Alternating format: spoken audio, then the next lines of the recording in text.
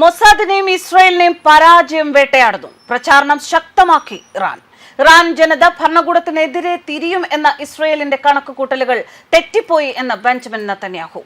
കണക്കുകൂട്ടലുകൾ തെറ്റിയ ഇസ്രായേൽ ഇനി ഒരു തിരിച്ചുവരവില്ല എന്നും അതിലുപരി മൊസാദ് തകർന്ന് തരിപ്പണമായി എന്നുമൊക്കെ പ്രചാരണം നടത്തുകയാണ് ഇറാൻ.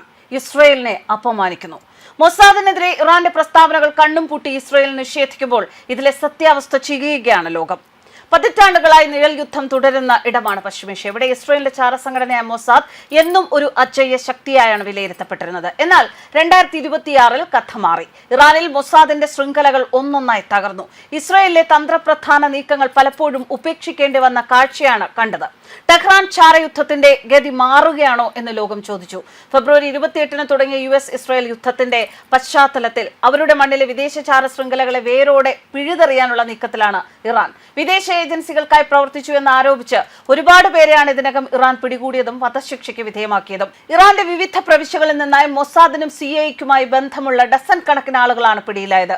മൊസാദിനെയും ഇസ്രായേലിനെയും പരാജയം വേട്ടയാടുന്നു എന്ന പ്രചാരണം ശക്തമാക്കുകയാണ് ഇറാന്റെ ജനത ഭരണകൂടത്തിനെതിരെ തിരിയും എന്നായിരുന്നു ഇസ്രായേലിന്റെ കണക്കുകൂട്ടലുകൾ. എന്നാൽ ആ കണക്കുകൂട്ടലുകൾ തെറ്റിപ്പോയി എന്ന് പ്രധാനമന്ത്രി ബെഞ്ചമിൻ നെതന്യാഹു സമ്മതിച്ചു എന്നും കണക്കുകൂട്ടലുകൾ തെറ്റിയ ഇസ്രായേൽ ഇനി ഒരു തിരിച്ചുവരവില്ല എന്നും അതിലുപരി മൊസാദ് തകർന്ന് തരിപ്പണമായി എന്നുമൊക്കെ പ്രചാരണം നടത്തി ഇറാൻ ഇസ്രായേലിനെ അപമാനിക്കുന്നു. മൊസാദിനെതിരെ ഇറാന്റെ പ്രസ്താവനകൾ കണ്ണും പൂട്ടി ഇസ്രായേൽ നിഷേധിക്കുകയാണ്. പക്ഷേ അപ്പോഴും ഇതിലെ സത്യാവസ്ഥ എന്താണ് എന്ന് ചെയ്യുകയാണ് ലോകം.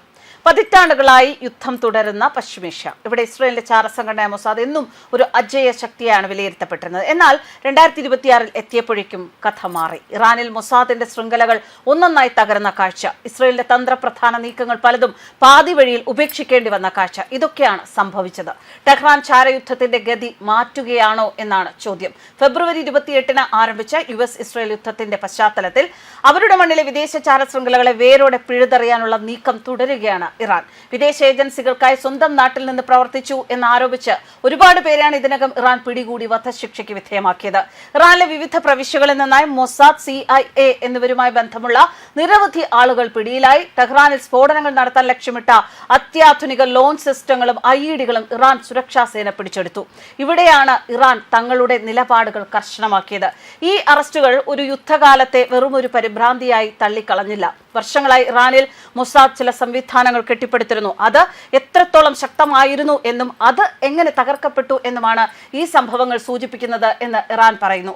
ഇറാന്റെ ആഭ്യന്തര സുരക്ഷ തകർക്കാൻ മൊസാദ് രൂപം നൽകിയ വലിയ ഒരു പദ്ധതിയായിരുന്നു ഇറാഖിൽ നിന്നുള്ള കുർദിഷ് കടന്നുകയറ്റം. എന്നാൽ യുദ്ധക്കളത്തിൽ എത്തുന്നതിനു മുൻപേ ആ പദ്ധതി തകർന്ന് തരിപ്പണമായി. അതിസാഹസികവും ശരിക്കും നടപ്പിലാക്കാൻ പറ്റാത്തതുമായ ഒരുപാട് ലൂപ്പ് ഹോൾസ് ഉള്ളതുമായിരുന്നു എന്നാണ് ടൈംസ് ഓഫ് ഇസ്രായേൽ റിപ്പോർട്ട് ചെയ്തത്. വളരെ രഹസ്യമായി സൂക്ഷിക്കേണ്ടിയിരുന്ന സൈനിക നീക്കത്തിന്റെ വിവരങ്ങൾ രാജ്യാന്തര മാധ്യമങ്ങൾക്ക് ചോർന്നു കിട്ടുകയായിരുന്നു. കുർദിഷ് വിഭാഗങ്ങൾക്കിടയിൽ ചില ആശയക്കുഴപ്പങ്ങളുണ്ടായി, അയൽ രാജ്യങ്ങളുടെ സമ്മർദ്ദമുണ്ടായി. ഇതെല്ലാം പദ്ധതിയെ ദുർബലപ്പെടുത്തി. മുൻകൂട്ടി ഈ വിവരങ്ങളൊക്കെ ഇറാൻ അറിയാൻ സാധിച്ചു. അവർ അതിർത്തികളിൽ പ്രതിരോധം ശക്തമാക്കി. കുർദിഷ് ഗ്രൂപ്പുകൾക്ക് മേൽ നയതന്ത്ര സമ്മർദ്ദം ചെലുത്തുകയും ചെയ്തു. മൊസാദിന്റെ ചാരപ്രവർത്തനങ്ങളെ കുറിച്ച് പറഞ്ഞാൽ അതെല്ലാം ഡിജിറ്റൽ സംവിധാനങ്ങളിലൂടെ കേന്ദ്രീകരിച്ചാണ് നടത്തുന്നത്. ഈ രംഗത്ത് ഇസ്രായേൽ നേരിടുന്നത് വലിയ തിരിച്ചടിയാണ്. ചാരപ്രവർത്തനം വെറും മണ്ണിൽ മാത്രമല്ല, സൈബർ ലോകത്തും ഇറാൻ മേൽക്കൈ നേടുകയാണ്. ഹണ്ടാല എന്ന ഹാക്കിംഗ് ഗ്രൂപ്പ് മുതിർന്ന ഉദ്യോഗസ്ഥരുടെ വ്യക്തിഗത വിവരങ്ങൾ ചോർത്തിയത് ഇസ്രായേലിനെ ഞെട്ടിച്ച മറ്റൊരു സംഭവം. താമിർ പാർദോയുടെ ജിമെയിൽ അക്കൗണ്ട് ഹാക്ക് ചെയ്യപ്പെട്ടു. സെൻസിറ്റീവായ വിവരങ്ങൾ പുറത്തായി. ഇതിനു പുറമെ നഫ്താലി ബെന്നറ്റ്, അയൽ ഷാക്കാഡ്, നെതന്യാഹുവിന്റെ chief of staff Tzachi Braverman എന്നിവരുടെ വിവരങ്ങളും ലക്ഷ്യം വെച്ചു. കശ്യപ് പട്ടേലിന്റെ അമേരിക്കൻ ഏജൻസികൾ പോലും സുരക്ഷിതമല്ല എന്ന് തെളിയിച്ചുകൊണ്ട് അദ്ദേഹത്തിന്റെ ഇമെയിലും ചോർത്തപ്പെട്ടു. ഇസ്രായേലിന്റെ ചാരത്തലവന്മാർ പോലും ഇന്ന് ഇറാന്റെ സൈബർ നിരീക്ഷണ വലയത്തിലാണ് എന്ന് ഇറാൻ അവകാശപ്പെടുന്നു. എന്നാൽ ഇത് സുരക്ഷാ ഏജൻസികളുടെ ആത്മവിശ്വാസം കുറയ്ക്കുന്നത് തെല്ലൊന്നുമല്ല. ഇറാൻ നടത്തിയ മിസൈൽ ആക്രമണങ്ങൾ ഒരിക്കലും പ്രതീകാത്മകമായിരുന്നില്ല. ഇസ്രായേലിന്റെ തന്ത്രപ്രധാനമായ വ്യവസായ മേഖലകളെയും സൈനിക കേന്ദ്രങ്ങളെയും കൃത്യമായി ലക്ഷ്യം വെക്കാൻ ഇറാന് സാധിച്ചു. വിവരങ്ങൾ പുറത്തുവിടുന്നതിന് ഇസ്രായേൽ നിയന്ത്രണങ്ങൾ ഏർപ്പെടുത്തിയിട്ടുണ്ട് എങ്കിലും പുറത്തുവന്ന ദൃശ്യങ്ങൾ വലിയ നാശനഷ്ടങ്ങളെയാണ് സൂചിപ്പിക്കുന്നത്. ഇറാന്റെ തകർച്ച സ്വപ്നം കണ്ടു തുടങ്ങിയ ഇസ്രായേലിന്റെ ഓപ്പറേഷനുകൾ ഇപ്പോൾ ഇസ്രായേലിന് തന്നെ ഭീഷണിയായി മാറിയിരിക്കുന്നു എന്നാണ് ഇറാൻ അവകാശപ്പെടുന്നത്. വർഷങ്ങളായുള്ള മൊസാദിന്റെ നിക്ഷേപവും അധ്വാനവും ഇറാന്റെ പ്രത്യാക്രമണത്തിനു മുന്നിൽ തകരുന്ന കാഴ്ചയാണ് 2026 ലോകം കാണുന്നത്.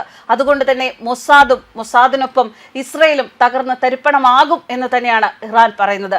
എന്നാൽ ബെഞ്ചമിൻ നെതന്യാഹുവിന്റെ കരുത്ത് എന്താണ് എന്ന് ഇറാൻ ഇനിയും മനസ്സിലാക്കി മനസ്സിലാക്കിയിട്ടില്ല എന്ന് ഇസ്രയേൽ അനുകൂലികൾ പറയുന്നു. ശരിക്കും അവർ കുരയ്ക്കട്ടെ, ആ കുര ഒടുങ്ങുന്ന ഒരു ദിവസം വരും എന്ന് തന്നെയാണ് ഇസ്രയേലും ബെഞ്ചമിൻ നെതന്യാഹു അനുകൂലികളും പറയുന്നത്. പക്ഷേ യുദ്ധം തകർക്കുകയാണ്, യുദ്ധം കടുക്കുകയാണ്. ഓരോ ദിവസവും യുദ്ധം അതിന്റെ ഓരോ അതിർത്തികളും ഭേദിച്ച് മുന്നേറുകയാണ്. News desk karmas.